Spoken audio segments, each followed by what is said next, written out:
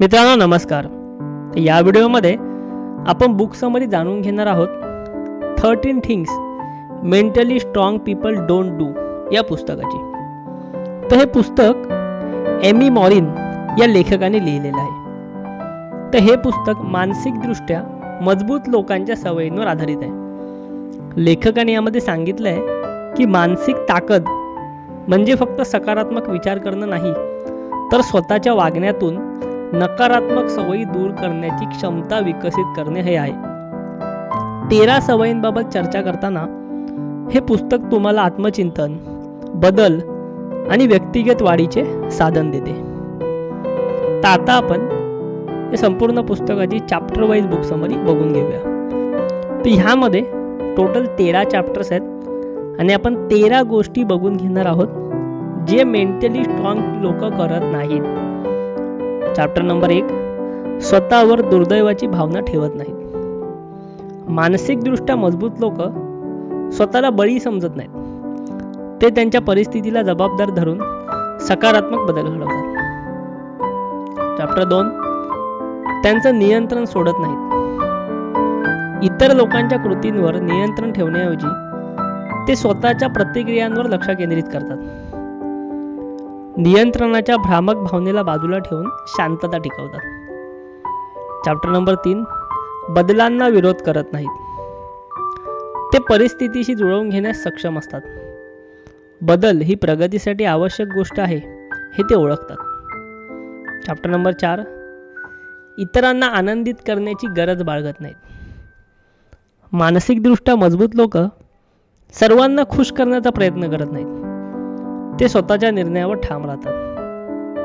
Chapter 5, अति जोखमींचा किंवा भीतीचा ताण घेत नाहीत. जोखीम घेताना ते काळजीपूर्वक विचार करतात, परंतु भीतीमुळे संधी गमावत नाहीत. गणिती दृष्टिकोनातून जोखमींचा स्वीकार करतात.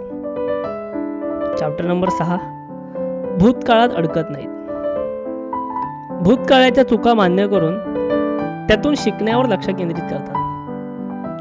ते आताच्या क्षणाचा उपभोग घेतात.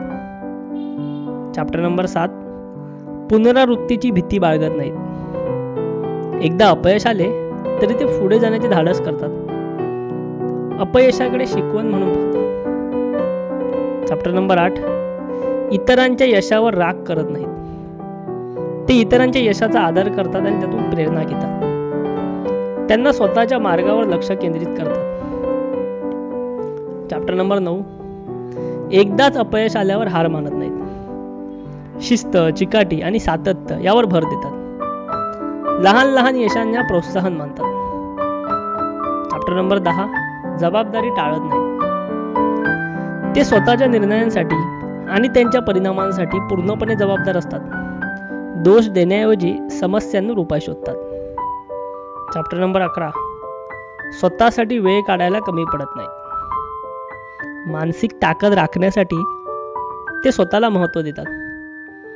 स्वतःसाठी वेळ काढणे ही गुंतवणूक मानतात. चॅप्टर नंबर 12, त्वरित साधनाच्या मागे लागत नाहीत. त्वरित त्यांना समाधान सुद्धा नको असतं.